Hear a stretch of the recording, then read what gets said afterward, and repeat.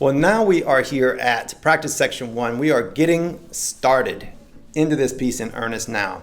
So just glancing at this, first off, let's just make sure we know all these notes. Let's assume that we do. Well, if not, we'll go through them as we go. But before we even get started, I would look through and make sure that you know, what is this note? What is this note? What is this note? Every single one, so that you know it right off the bat and you don't get confused halfway in.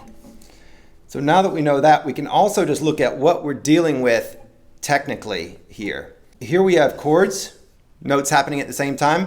Here we have arpeggios. And what is an arpeggio? Arpeggio is a broken chord. So we have, it's not a scale that would be like note, note, note, note, note, note, note, note. It's not that, it's these jumping around notes. And so we can probably notice that that's probably going to be a chord, simply because the notes are like this. There's space between them.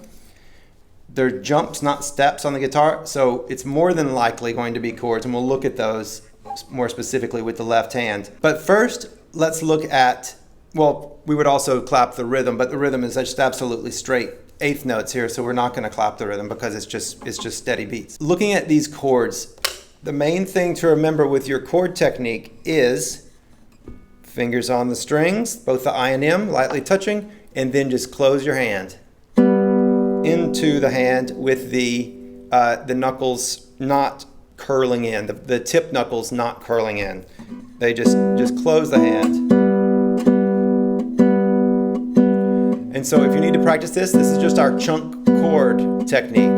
Closing the hand, closing the hand. The more beautiful, the softer that you can do this. If you do it too hard, it's going to sound really hard. And so if you can just kind of push into the strings, move from the big knuckles and just glide right through, just push and just close your hand. Don't try to play the strings will get played. You just touch the string and close your hand. Touch the string, close your hand.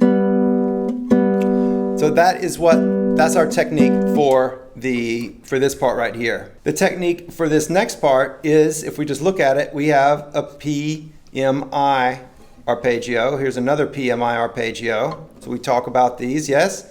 And then here's a PAI arpeggio in the middle. So looking first at the PMI, we can look at what strings we're playing with. And the thumb starts off on the fifth string because that's what this second bar is. And when that plays, then we're going to the second and third strings with the M and the I.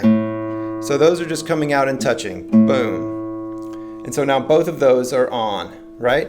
And then the M plays into the hand. Same thing, the same way that we closed the hand for the chunk chords. It's doing the exact same thing. It's soft in the hand. The knuckle is not curling up, and it's definitely not bicycling and poking up into the air like this. It's pushing from the big knuckle in. And then to exaggerate this, go all the way back into touch the palm back here. And then when the I plays, the P will prep back down. So we can just do that in a loop if you'd like. To thumb. Both of them come out and touch the strings. Just the M, just the I, and then the thumb plays, or the thumb preps. So that you're constantly prepping forward. Now when you get ready, then just to make it a little bit smoother sounding, what you can do is bring them both out, but only the first one to play will actually prep on the string and the other one will float above it. So it'll be this. So the difference is both fingers coming out and touching, or just the one coming out and touching, and the other one's still prepped, it's still out there, they came out together, but it's just not quite touching, so that whenever this one plays, it just pulls it right into that string to prep it.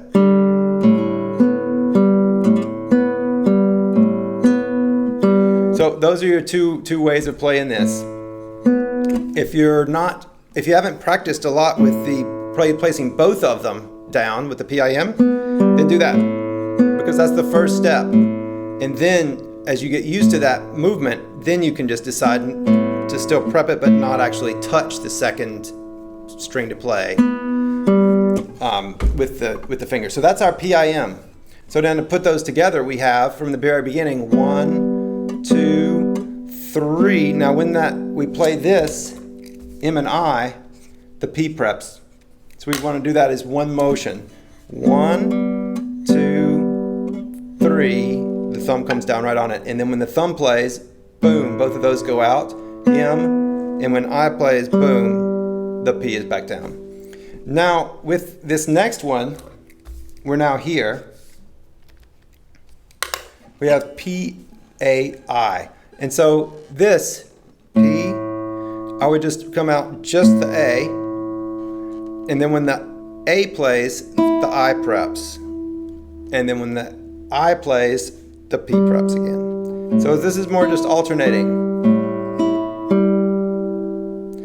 And you could say, why not just throw out all your fingers and do it this way? And I guess you could do that. The M finger is going to come out as well with them, or else it'll make a lot of tension.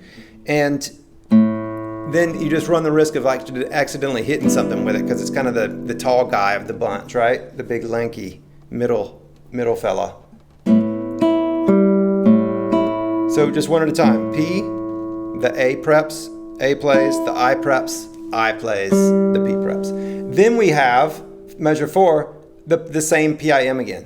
P, I, M, and then we have the chord again. So now the entire thing, we have 1, 2, thumb down, M and I prep, M plays, I plays, P preps, P plays, A preps, A plays, I preps, I plays, P preps, P plays, M and I both prep, M plays, I plays, and then the 2 chords again. Boom. And that is the entire right hand. So this is putting the chunk chords first, and then putting our primary arpeggio, PMI, right? So we have 3 things. We have chunk, chunk, and then we have the PMI pattern, and then we have this alternation. This is basically alternation, and then we have our PIM again, and then we have our chunk chord again.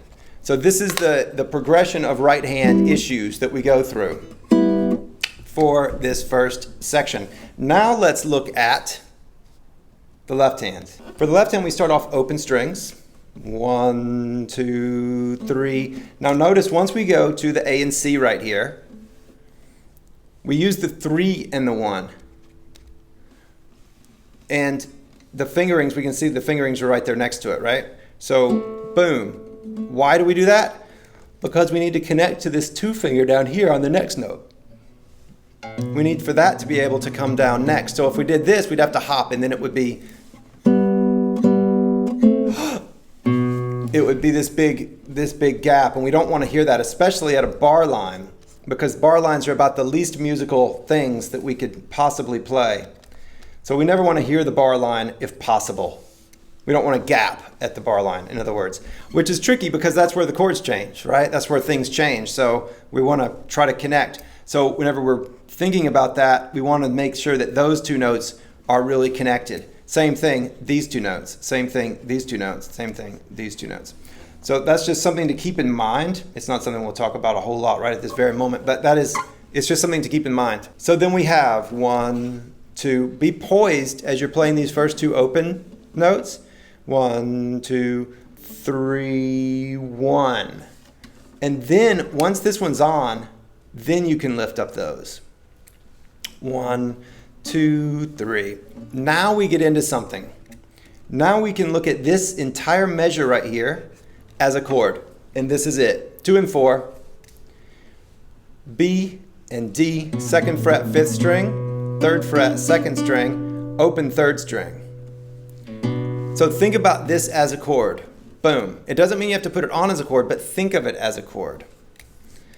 You could also say, what chord is this? And you can think about your cowboy chords and see if you can know which chord this actually is a part of. The next chord we have is this. Our 3 comes down. So ideally, these 2 are still holding. This B carries over, connects to this C.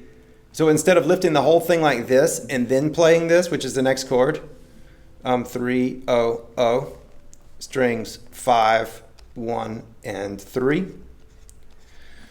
Not that you can actually even read that, but this is your next chord. So then the thing to practice with your left hand is connecting this to this. We want to smoothly connect it instead of lifting, replacing, lifting, replacing.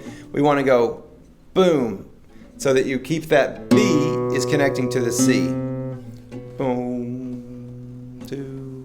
1, 2. And this can hang out over even just one note if it needs to, and then lift, just to make it all very smooth. Boom, boom. And then what happens? We come back. We come back to the 2 and 4.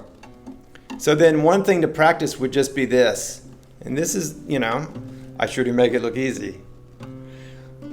But going back and forth between these, think of it like a cat that paws like this. They're not slapping like this. It's pawing like this. And so you want to press, you're switching the pressure from one to the next, like this.